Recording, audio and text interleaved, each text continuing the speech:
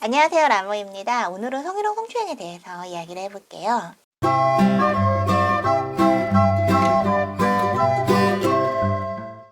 사실 성희롱 성추행은 케바케긴 해요.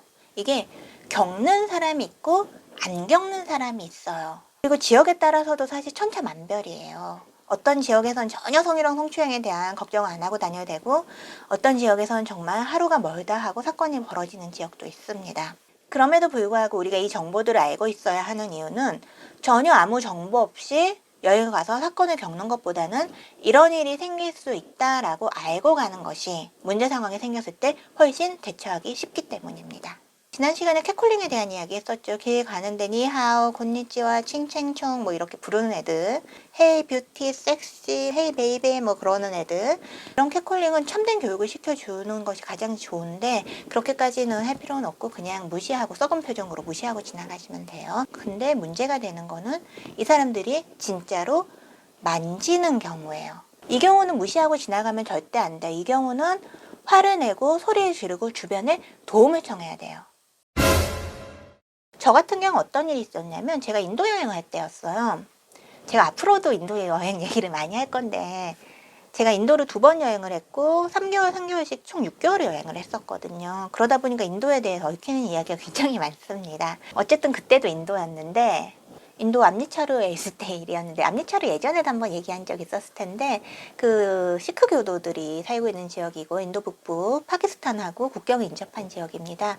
거기에 이제 황금사원이라고 해서 시크 교도들이 신성하게 여기는 사원이 있어요. 그래서 그날 사원에 나와서 해질녘에 이제 밥을 먹으러 나왔어요.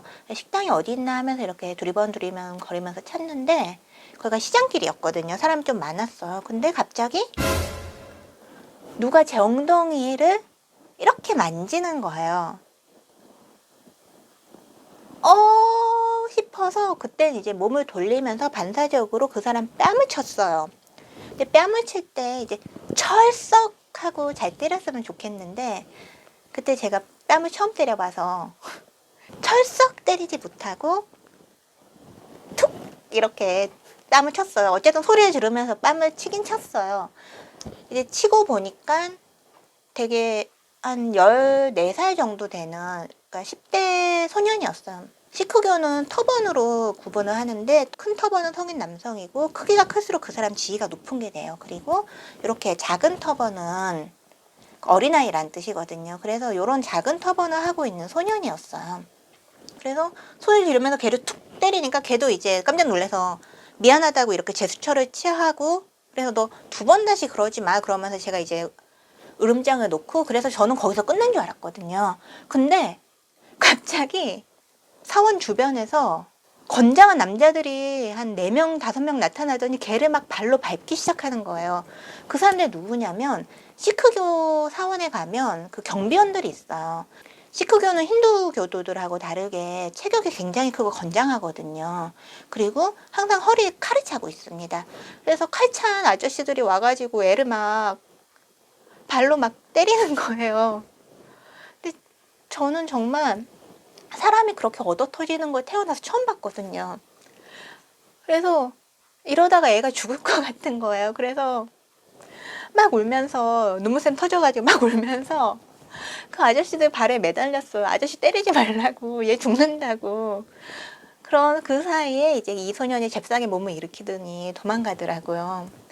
그래서 거기서 저는 막 대성통곡하고, 아니 성추행도 당했는데 쿠로스 알파로 막 애는 얻어 터지고, 그러니까 머릿속이 너무 혼란스러운 거예요. 멘탈이 수습이 안 되는 거예요. 너무 놀래서. 그래서 거기서 막 엉엉 울고, 거기 아줌마들이 막 물 떠주고 물 마시라고 그런 적이 있었습니다. 네, 얘기를 하고 나니 되게 흑역사네요. 어쨌든 간에 여기서 우리가 또 가져야 될 교훈이 있어요. 어떤 흑역사여도 교훈은 항상 있거든요. 어떤 교훈이냐면, 문제 상황이 발생했을 때 소리를 지르면서 액션을 취하라는 거. 그래서 그 소년이 제 엉덩이를 만졌을 때 저는 가만히 있지 않고, 뭐지? 가만히 있지 않고 바로 소리를 지르면서 철썩하고, 잘 때리진 못했지만 어쨌든 때리긴 때렸거든요. 그러니까 아저씨들이 이제 저를 돕겠다고 달려온 거였어요. 그렇게 이제 소리를 지르거나 크게 액션을 취하는 건 어떤 효과가 있냐면, 1차적으로는 상대방에게 경고를 주는 효과가 있고, 상대방 행동을 멈추게 하는 효과가 있고, 2차적으로는 주변에 알려서 도움을 받을 수가 있어요. 그래서 참지 말고 소리 지르기. 근데 이 소리 지르는 거에 대해서 이야기를 해보자면 보통은 소리가 안 나와요. 소리도 질러본 사람이 지르는 거예요. 여러분도 다들 경험해 보셨을 거예요. 뭐 누가 이제 만지거나 그랬을 때 우리가 깍 하고 소리 지르지 않고 너무 놀라서 숨을 안으로 들어 마시거든요. 하고 안으로 들이마시게 되지 그게 밖으로 나오진 않아요. 그래서 평소에 시뮬레이션이 중요하다는 게 그래서거든요. 문제 상황이 생겼을 때 내가 어떻게 대처를 할 건지를 미리 머릿속에 담고 있어야 돼요. 만약에 누가 내 엉덩이에 만져서 그럼 난 어떻게 소리를 지르고 어떻게 상대를 그만두게 할 건지, 누가 나를 등 뒤에서 껴안았어 그럼 난 어떻게 할 건지, 그런 상황에 대해서 인지를 하고 그리고 거기에 대해서 미리 머릿속으로 생각을 하고 있어야지 그 순간에 우리가 대처를 할 수 있어요. 사실 그렇게 생각하고 있어도 그 순간에 그게 안 나오기도 해요. 나중에 제가 시뮬레이션별 연습 동영상 하나 만들어 볼게요. 그게 왜 중요하냐면 이게 쌓이는 결과거든요. 제가 서양 여성 여행자들하고 이야기를 하면서 깨달은 건데 얘들은 우리만큼 성희롱, 성추행을 안 당해요. 동양 여성만큼 성희롱, 성추행을 당하지 않습니다. 왜?